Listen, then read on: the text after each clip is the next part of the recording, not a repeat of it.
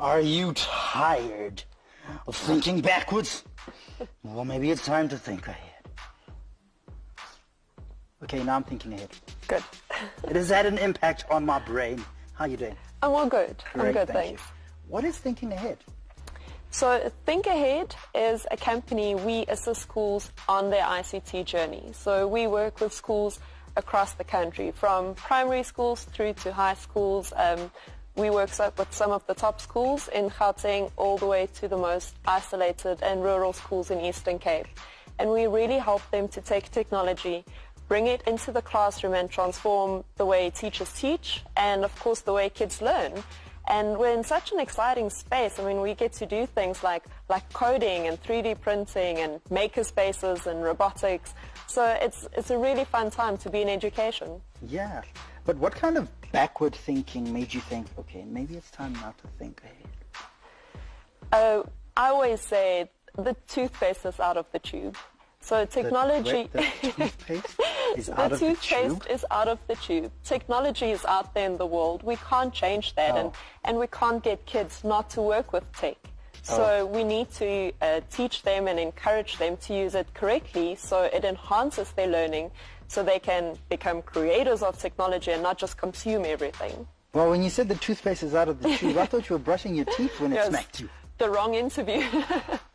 Yeah, so tell us about how technology is now revolutionizing education. Are we seeing iPads and other tablets replacing books? It is our hope that in the future it will replace textbooks, but textbooks written by the students and by the teachers for the specific subjects. It would be an amazing world if we can go paperless, but technology is not supposed to replace anybody. It's just supposed to enhance what's already there.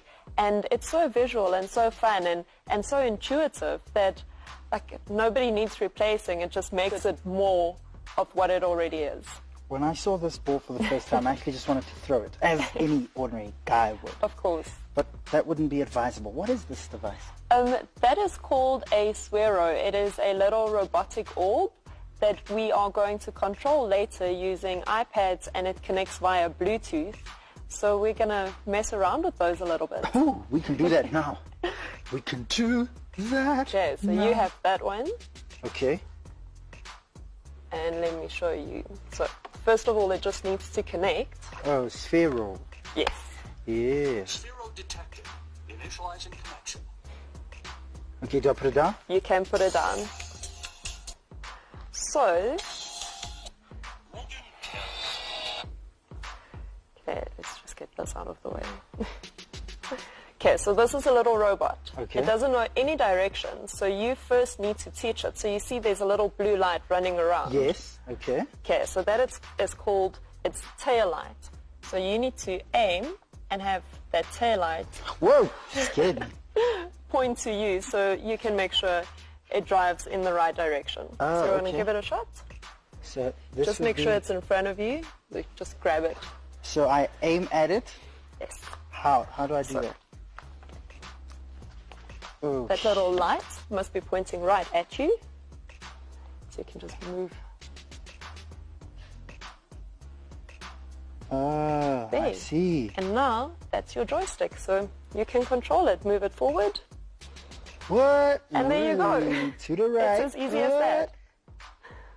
Huh. So, why would someone need, well, apart from fun, lots and lots of it, why would someone want a Sphero?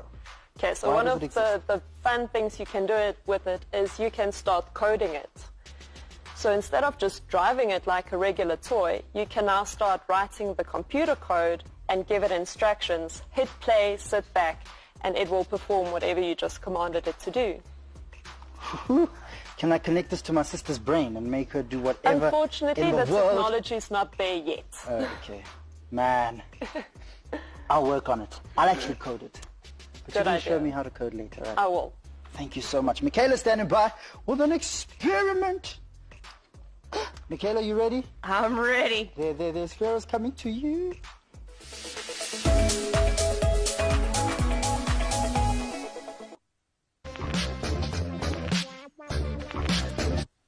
We're doing coding now, right? Yes, we are. Yes. And we're coding Sphero? Yes, we are. He scares me a little bit. Sounds like he's got a heartbeat. It does. It does sound, and especially when they move, they do seem more alive than a little robotic ball should be. But that's part of the fun. It is. It's incredible fun. So take us through the coding. Firstly, coding can get quite complicated, I've heard. I've only heard of it. I've never really taken part in it. But you simplify it for FUN-natics. Yeah, we certainly can. Coding is introduced in schools all over the world. Last year, December, we had the Hour of Code, a global initiative right here in Joburg. Some schools participated in that. So coding is basically computer programming, but it's a lot more fun, and it's visual, and you can start if you're 4, and you can start if you're 104. It is that easy. So I'm even 104, I'll be fine. no, like even students at MIT start with what they call block-based coding. So block-based coding are little blocks, and underneath the block there's the real-life code. So this is what you're actually writing. It's just underneath the hood, that's what you see.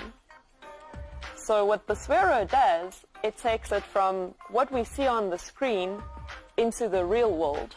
So I can program this little ball. So once you understand the basics of coding, and you can read that like a little story, so it's going to repeat something 4 times, and it's going to make certain movements. So let's see what those movements will be.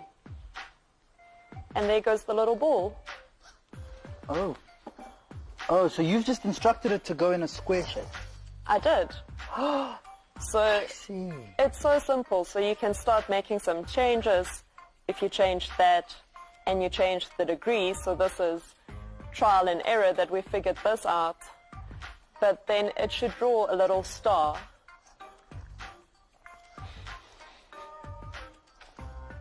Whoa, I just saw that. Wow. It's as simple as that. So the thing with coding is it teaches kids collaboration. This isn't something they can do on their own. And for us, most importantly, it teaches them perseverance. If you type one thing wrong, that ability to go back and find your mistake and be curious enough to go back and find it and learn more and try and fix it and come up with a creative solution, taking a really big and complex problem, breaking it into smaller chunks, and creatively just solving one bit at a time to ultimately, who knows, write the next Facebook. Sure. Because I saw you using numbers as well. Yes. Is there some sort of formula you were typing in? Or? No formulas at all.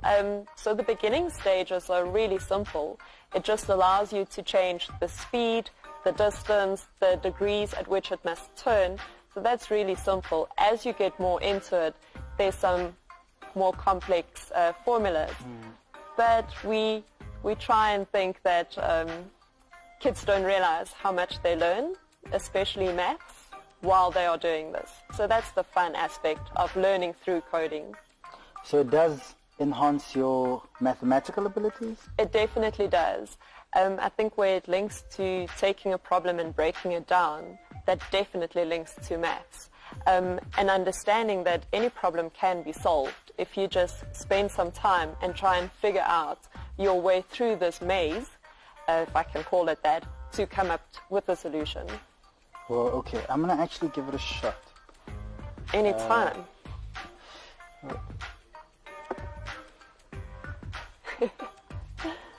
Where do I start? So you can press in any one of these bubbles and change.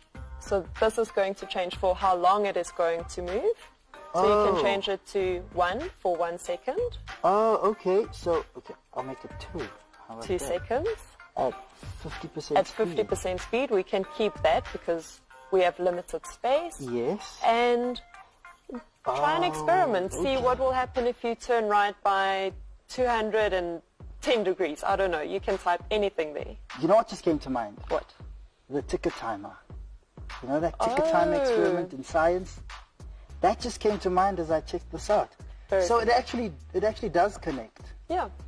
It does connect with all sorts of learning areas. Okay, I'm going to have some more fun with Sphero.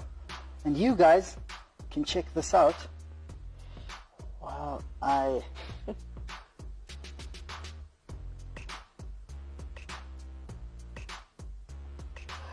Okay, go check this out, guys. This is really confusing, but you guys go, and I'll be with you in a bit. Sphero. I think that's going to be my pet. Let's check out what Michaela's up to with the Sphero. I really do feel like I'm a pro at this right now. We went right around the couch. We landed up here with a little Sphero. Thank you so much for doing this, Mineze. It's been a lot of fun. It has. Even though I only just got to do it. You can play all day. All right, so tell our fanatics at home how they can get involved, how they too can start coding and play with little Spheros themselves. Well, I guess the easiest way to start is they can join us at one of our holiday camps during the school holidays, and it's open for the public and the private schools if they have different holidays. And they can send us a mail code space at thinkahead.co.za, and it will come through directly to me, and I'll sign them up immediately. I want more kids to get coding, and very happy to see more girls in science and maths and engineering. So I want to see all the girls. Do you take big kids or any young kids? I take the biggest kids and the smallest ones. So they start at around age 10, and like I said, up to age 104. So we have a lot of years left. Can you please give us that address one more time? Because I know our Certainly. fanatics at home really want to choose these next holidays to have some fun in. It is code space at thinkahead.co.za. Thank you so much. Pleasure. I'm going to see if I can actually take this to Obi. Obi is hanging out with our scientist. All right, Obs, what's up? Okay, come on, little Sphero. Do your thing. Do your thing.